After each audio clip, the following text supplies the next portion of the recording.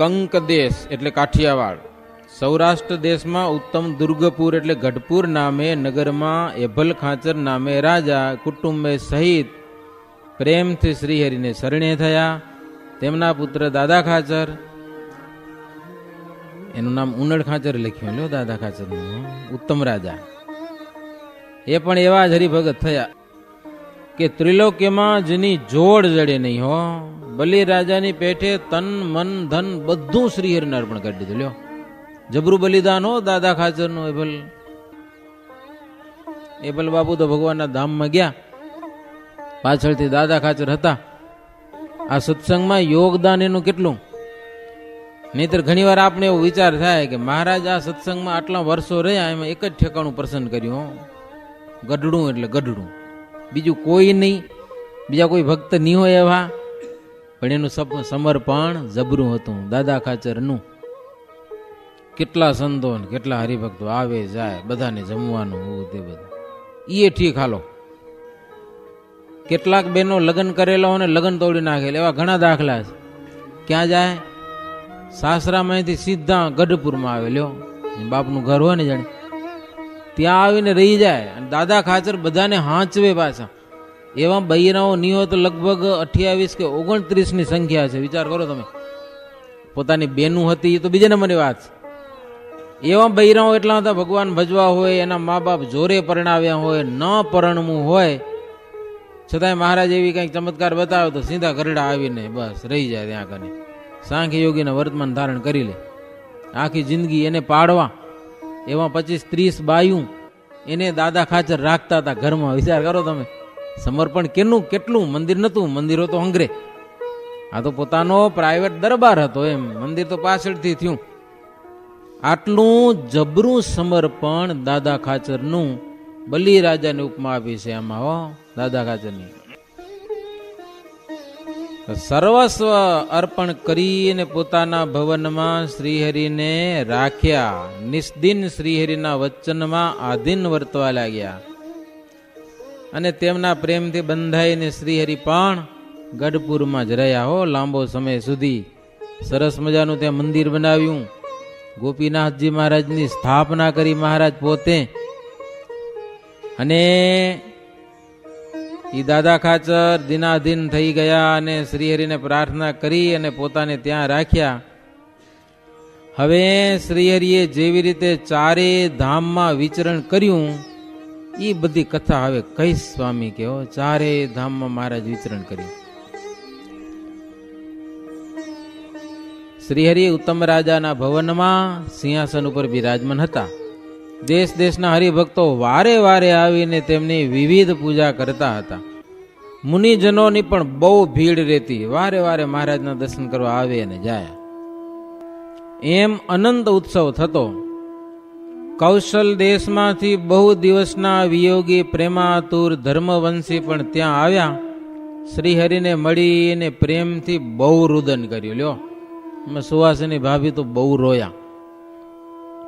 28 વર્ષ થઈ ગયા, અમારો ત્યાગ કર્યો, તમે સંભાળ્યા નહીં અમને. લ્યો, ભાભી કે એવો અમારો વાંક શું ગુનો કે આટલા વર્ષો અમને તમે સંભાળ્યા જ નહીં.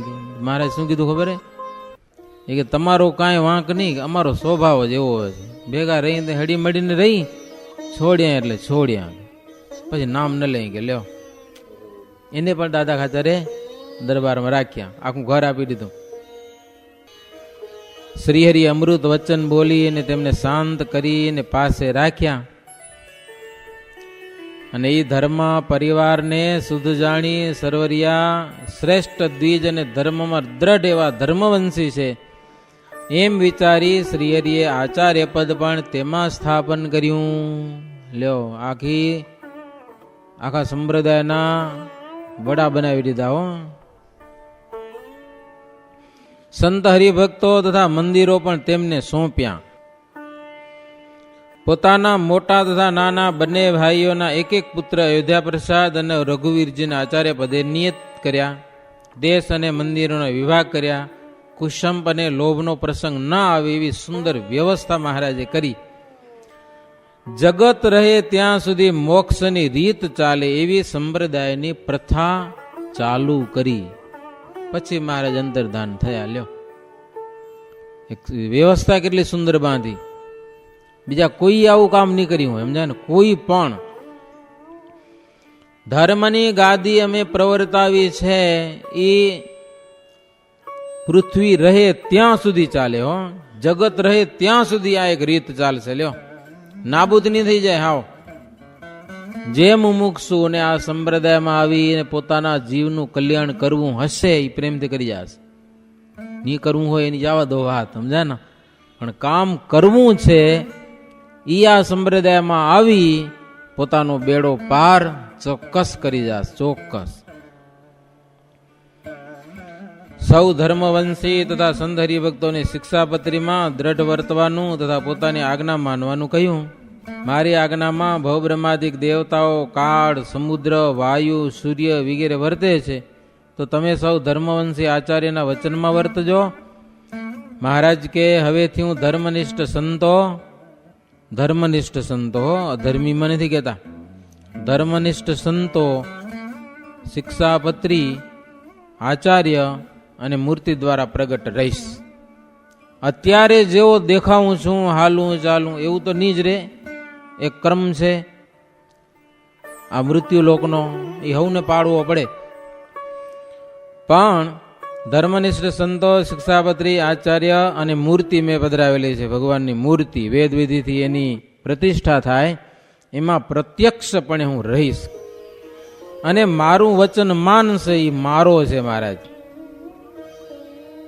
મહારાજ બધાને ભેડા કર્યા, સંતો ભક્તજનોને કીધું કે જુઓ, જે કામ કરવાના હતા અમે એ બધા જ કામ સંપૂર્ણ થઈ ગયા છે અને હવે હું ધામમાં જાઉં છું. લ્યો, કોઈ મારી પાછળ આત્મઘાત કરશો નહીં. આવા તેમના છેવટના વચન સાંભળીને ઉત્તમ વગેરે સૌ બહુ દિલગીર થઈ ગયા. પછી અચેત થઈ ગયા, પડી ગયા, ઢળી ગયા, આંખોમાંથી ચોધાર આંસુ વહેવા લાગ્યા. હવે શું કરવું? મહારાજ કે ખાલી વાત કરી એમાં આમ થઈ ગયું, હું જઈશ પછી કેમ જીવતા રહેશે આગળ? લ્યો, આને જીવતા કેમ રાખવા? પછી તો શ્રીજી મહારાજ પોતાના પ્રતાપથી, આત્મબળથી સૌના અંતરમાં એવી ધીરજ મહારાજે મોકલી. મુક્તાનંદ સ્વામી વગેરે બધા સંતો ભક્તોમાં ગોપાળાનંદ સ્વામીને એવી ધીરજ આપી અને ઉત્તમ રાજાને પણ કીધું કે જગતમાં તમારા જેવા કોઈના ભાગ્ય નથી. હવે સૌ ધર્મવંશીની મરજીમાં રહેજો અને તેમની સેવા કરજો. ધર્મવંશમાં શ્રીહરિ અખંડ રહે છે, અધર્મ વંશમાં ક્યારે પણ રહેતા નથી. ધર્મ ભગવાનને ગમે છે. એમ સૌને બળ આપ્યું, ધીરજ આપી. અમારી પાછળ કોઈને દેહનો ત્યાગ નથી કરવાનો એમ કહી અને મહારાજ અંતર્ધાન થયા. અંતર્ધાન થતી વખતે શ્રીહરિ અનંત ઐશ્વર્યો દેખાડ્યા. મોટા મોટા દેવતાઓ તથા મુક્તો વિમાન લઈને બધા આવ્યા હતા. મહારાજની કેસર ચંદનથી પૂજા કરી, પછી પ્રેમથી સ્તુતિ કરી મહારાજની, અને અદ્ભુત દિવ્ય વિમાનમાં બેસી દેવતાઓને દર્શન દેતા દેતા અક્ષરધામમાં ગયા. આવી રીતે મહારાજ ધામમાં ગયા. દેવતાઓને પણ ખૂબ આનંદ થયો, પણ સંત હરિભક્તોને તથા ઉત્તમ રાજાને વિયોગના દુઃખનો કોઈ પાર રહ્યો નહીં. કારણ કે મહારાજે જીવનમાં એવા સુખો આપ્યા હતા કહી ન શકાય એવા. હવે મહારાજ ધામમાં ગયા, હવે જીવવું કેમ? એક અતિશય પ્રીતિવાળા સચ્ચિદાનંદ સ્વામી, એને તો શ્રીજી મહારાજમાં કેટલો પ્રેમ.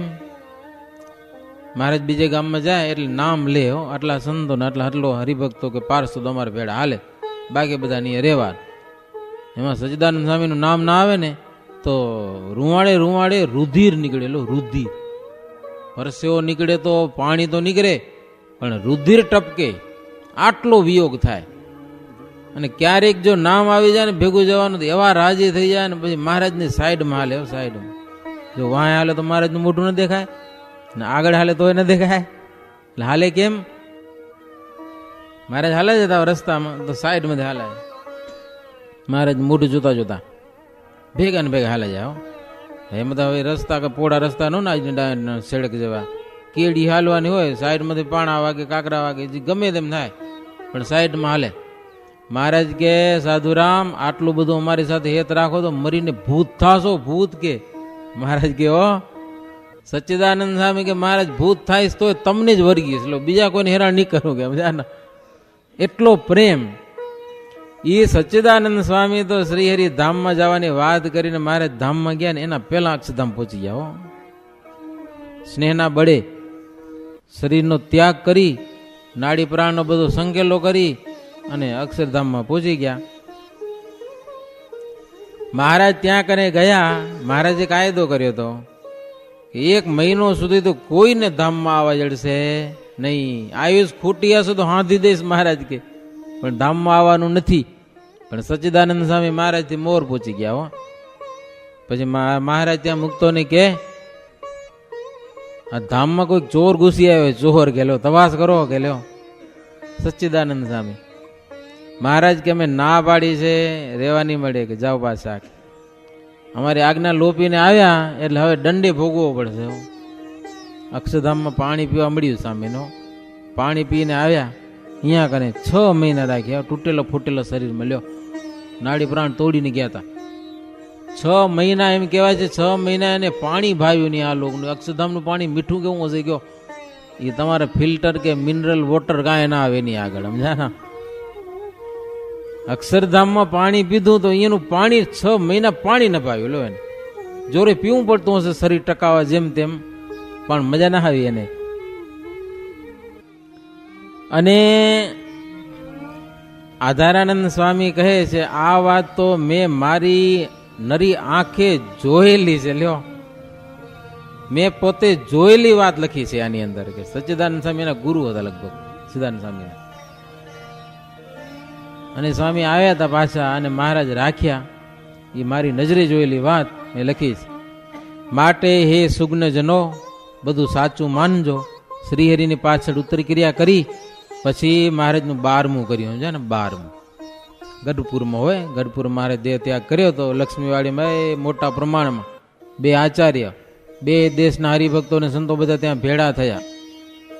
રસોડા 2ના અલગ, અમદાવાદ દેશનો રસોડો અલગ અને વડતાલ દેશનો રસોડો અલગ. ત્યાંના રઘુવીરજી મહારાજ અને આ બાજુ અયોધ્યા પ્રસાદજી મહારાજ. ઓલો દેશ અધર બહુ એટલે જમવા માટે સાટા અને લાડુ ને એવું બધું બનાવ્યું. અને આપણો દેશ પહેલેથી નબળો થોડો એટલે શીરો બનાવ્યો, સમજ્યા ને. બ્રહ્માનંદ સ્વામી આ બાજુ હતા, શીરો બનાવ્યો ઢગલા બંધ. એ બાજુ સાટા અને લાડવા બનાવ્યા. એમાં થયું શું, ખૂટી પડ્યા માણસો ઘણા ને. એ બાજુ સાટા લાડવા ખલાસ થઈ ગયા અને શીરો તો હાલતે રંધાતો જાય, પણ ઓલ્યા કેમ બને, લાડવા હાલતે બને એમ વાર લાગે ને. પછી ત્યાં કને જમવાનું ખૂટ્યું એટલે બ્રહ્માનંદ સ્વામી કે આવો અમારા રસોડામાં. ન ખૂટે કે વેત રાખ્યો હતો પહેલેથી. હો પણ નિયમ શું, જેને જી રસોડે જમે એ આચાર્યને ભેટ કરવાની. વાતે હાજર ભેટ ત્યાં જ થાય ને. જમવું હોય ને તો ઓય મેળ ન પડે ને. જેને ત્યાં જમે એને ત્યાં ભેટ કરવાની. બન્યું એવું, બને આચાર્ય ઉ બાજુના રઘુવીરજી મહારાજ, આ બાજુ અયોધ્યા પ્રસાદજી મહારાજ. અહીં જમવાનું ખૂટી પડ્યું. એ બાજુના માણસો બધા આવ્યા અહીંયા કને જમવાને. અયોધ્યા પ્રસાદજી મહારાજ ભેટ કરીને ભેટ ઓના કરતા વધી ગઈ. લ્યો અયોધ્યા પ્રસાદજી મહારાજને. અને બ્રહ્માનંદ સ્વામી એવા કડવાળા સાધુ કે કોઈને નાજ નહીં, બસ જેટલા આવો એટલા જમો. એટલે મહારાજનું 12મું થયું, બધાને જમાડ્યા ત્યાં કને. શ્રીહરિને ઉત્તર ક્રિયા કરી. શ્રીહરિનું કારજ થયા પછી શ્રી ગોપીનાથજીના મંદિરમાં અપાર સંત હરિભક્તો તથા ધર્મવંશીઓની સભા થઈ. મુક્ત મુનિ, ગોપાળાનંદ મુનિ, નિત્યાનંદ મુનિ અને બ્રહ્માનંદ મુનિ એ સૌથી મોટા સંતો હતા. તેમાં પણ મુક્ત મુનિને સૌથી અધિક જાણી ઉત્તમ રાજાએ પોતાને શાંતિ થાય એવા શ્રી હરિચરિત્ર કહેવા માટે તેમને પ્રાર્થના કરી કે મહારાજના ચરિત્ર મને સંભળાવો. મહારાજનો વિયોગ છે, દાદા ખાચરથી રહેવાતું નથી, એટલે મહારાજ ના પાડી છે, ધામમાં જવા મળે એમ નથી. તો શું કરવું? મુક્તાનંદ સ્વામીને વિનંતી કરી, સ્વામી મને મહારાજના ચરિત્રો સંભળાવો, જેણે કરીને અંતરમાં કાંઈક શાંતિ રહે. મુક્ત મુનિએ શ્રીહરિના ગયા પછી શ્રીહરિના ચરિત્રો કહેવા માટે 1.5 મહિનો સુધી દેહ રાખ્યો. દાદા ખાચરને મહારાજના ચરિત્રો સંભળાવવા 1.5 મહિનો સુધી આખો દિવસ ભગવાનના ચરિત્રો કીધા જ કરે હો. દાદા ખાચર સાંભળ્યા જ કરે, રાત દિવસ લ્યો. જેટલી વાર ચરિત્રો સાંભળે એટલી વાર શાંતિ થાય, અને જો બંધ રહે તો વળી મજા ના આવે. અને મુક્તાનંદ સ્વામી પણ ઉત્તમ રાજાને પરમ પાત્ર સમજી અને શ્રીહરિના ચરિત્રો બધા સંભળાવ્યા હો. શ્રીહરિના અપાર ચરિત્રો સંભળાવેલા છે, ચરિત્રોનો કોઈ પાર નથી. અને આ ગ્રંથમાં ચરિત્રો પણ ઘણા બહુ અદભુત રીતે ચરિત્રો વર્ણવાયેલા છે. સહજાનંદ સ્વામીના અપાર શિષ્યો હતા. શિષ્યો તો મહારાજના ઘણા હતા. તેમાં સતાનંદ નામે કરીને મહાન ઉદાર સંત 4 ધામમાં ફરતા પશ્ચિમ દેશમાં ફરતા મહારાજ પાસે આવ્યા. પ્રથમ તો લોજપુર ગામ હતું, ત્યાં મહારાજને મળ્યા, મહારાજના દર્શન થયા, અને મહારાજના ચરિત્રો અને બધા મહારાજને કીધું કે પ્રભુ 4 ધામમાં ફર્યો હું. સતાનંદ સ્વામી કે હો, પણ આપણા જેવા શુદ્ધ ગુરુ તો ક્યાંય જોયા નહીં, કે બધે ફરી આવ્યો. મારા મનમાં જેવી ઈચ્છા હતી તેવા ગુરુ આપ મને મળ્યા છો. આપણા દર્શનથી મારું અજ્ઞાન અંધારું બધું નષ્ટ થયેલું છે. સૂર્ય ઉગે ને અંજવાળું થાય એમ મારા અંતરમાં પ્રકાશ થયેલો છે. બહુ પ્રાર્થના કરી મહારાજની. મહારાજે શુદ્ધ મુમુક્ષુ જાણીને ધ્યાનમાં બેસાડ્યા, પોતાના સ્વરૂપનો સાક્ષાત્કાર કરાવ્યો. જગતમાં અનાદિ મોક્ષના માર્ગનું જે જ્ઞાન રહેલું છે એ જ્ઞાન બધું સતાનંદ સ્વામીને કરાવ્યું છે. અને પોતે જેવા અક્ષરધામમાં છે તેવા જ આ સત્સંગમાં રહેલા છે તેવી રીતનું સતાનંદ સ્વામીને જ્ઞાન આપ્યું. અને વર્ણિ વેશે મહારાજને જોયા. ઉદ્ધવના અવતાર રામાનંદ સ્વામી સંત સ્વરૂપ શ્રી સખા રૂપે દેખાયા. ક્યાં? અક્ષરધામમાં. આમ તો બધા સાધુ રામાનંદ સ્વામીને મળવા માટે આવતા હતા. રામાનંદ સ્વામી જ ભગવાન છે આવી નિષ્ઠા ઘણા બધાને હતી. એને મહારાજ સમાધિઓ કરાવીને અક્ષરધામમાં દર્શન કરાવતા કે રામાનંદ સ્વામી છે એ સેવક છે, અને સહજાનંદ સ્વામી છે એ સાક્ષાત ભગવાન છે. પછી તો આવું જ્ઞાન થવાથી અને સમાધિઓના પ્રકરણવારી કરીને મહાધર્મિષ્ઠ જ્ઞાન વૈરાગ્ય ભક્તિ યુક્ત અને ઘણા મુક્તોને દુર્વાસાના શાપ થકી પ્રગટ થયેલા જોયા. સતાનંદ સ્વામી કે આ તો બધા બદ્રિકાશ્રમમાંથી આવ્યા છે. સોરઠ, હાલાર, કચ્છ, ઝાલાવાડ, ગુજરાત, ભાલ, કાઠિયાવાડ, વાડા, ગોહિલવાડ, કાનમ દેશ, ચડોતર વિગેરે દેશોમાં અનંત મુમુક્ષુ ઉદ્ધવનું વચન અંતરમાં ધારી અને શ્રી કૃષ્ણને શરણે થયા. એટલે શ્રીજી મહારાજને શરણે થયા હો. અનંત મુમુક્ષુ બધા. સતાનંદ સ્વામી શ્રી હરિને કહેવા લાગ્યા કે હે હરિ, તમારી અલૌકિક રીત છે. અનંત યુગ ગયા છતાં આવી રીત તો ક્યાંય જોઈ નથી. લો, અનંત યુગોમાં પણ આવી રીત નથી જોઈ તમે જે પ્રવર્તાવી છે તે. અનંત જનના મોક્ષને માટે આપ પ્રગટ થયા છો. આપનું સ્વામિનારાયણ એવું નામ જે જપશે તેના જન્મ મરણનો નાશ થઈ જશે. આપણા અલૌકિક ચરિત્રોને આ નેત્રો વડે જોઈને આપને આધીન થયો છું. આપના પ્રતાપથી ભૂત ભવિષ્ય અને વર્તમાન ત્રણેયમાં આપના ચરિત્રને હું હવે દેખું છું. ત્રિકાળ જ્ઞાન થઈ ગયું મહારાજના દર્શન કરવા માત્રથી. અને મહારાજ સર્વે ધામોમાં બધે આપણા ચરિત્રો ગવાય છે. અક્ષરધામમાં, ગોલોકમાં, વૈકુંઠમાં, ત્યાંના પાર્ષદો, શ્વેતદીપમાં તથા બદ્રિકાશ્રમવાસી મુનિઓ એ વગેરે સૌ આનંદે સહિત આપણા ચરિત્રોનું ગાન કરે છે જ્યાં જઈએ ત્યાં. એવા અવતારના કારણરૂપ ભક્તિ ધર્મના પુત્ર મહાપ્રતાપ યુક્ત આપ કડીકારમાં પ્રગટ થયા છો. સતાનંદ મુનિની આશ્ચર્યકારી વાત સાંભળી અને શ્રીહરિ કહે કે હે મુનિ, અમારો જે પ્રતાપ તમને દેખવામાં આવ્યો છે ને એ તમે મનમાં સંગ્રહી રાખજો. અપાત્રને તમે ક્યારે પણ વાત કરતા નહીં, નહીતર એવડું લેશે. મારા ચરિત્ર છે બધા દિવ્ય જ, ભાવ કરીને સંભાળી પરમપદને પામે છે. મારા ચરિત્ર દિવ્ય, તમારા જોયામાં જે આવ્યા તેનો તમે એક ગ્રંથ બનાવો કારણ કે ગ્રંથ વિના આ ચરિત્રો બધા જડવાય નહીં, કે લખાય ને તો ક્યારેક વાંચાય. પૂર્વે પણ જે અવતારો થયા છે તેના પણ ચરિત્રો લખાયા છે. તેથી તે ચરિત્ર, પ્રતાપ તથા સ્વરૂપ સ્વભાવ પ્રગટપણે બધું જણાઈ આવે, ગ્રંથ લખાય તો. આ પ્રમાણે શ્રીહરિની આજ્ઞાથી શિરસા વંદ્ય કરી સતાનંદ મુનિ અતિ પ્રેમથી ગઢપુરમાં ગોપીનાથજીના મંદિરમાં બેસી અને જ્યાં કને વ્યાસ મુનિ, સુખદેવજી મહારાજ, નારદ, સનકાદિક, નવ યોગેશ્વરો, વશિષ્ઠ, વાલ્મીક વગેરે 18 સ્મૃતિકારો તથા જૈમિની, વૈશંપાયન, સુમંતુ, પૈલ જેવા ઋષિઓ, વ્યાસના શિષ્ય, 4 વેદના આચાર્યો રહેલા છે, ત્યાં જ સત્સંગી જીવન ગ્રંથ કરવાનો આદર કર્યો સદાનંદ સ્વામીએ. ક્યાં? ગઢપુરમાં. ગઢપુરની ભૂમિ એવી બતાવી કે આ બધા યોગીઓ બધા ત્યાં આગળ રહેલા છે દિવ્ય સ્વરૂપે.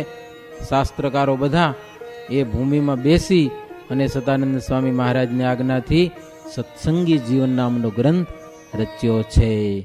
એવી રીતે ત્રીજો તરંગ થયો સહજાનંદ સ્વામી મહારાજની જય.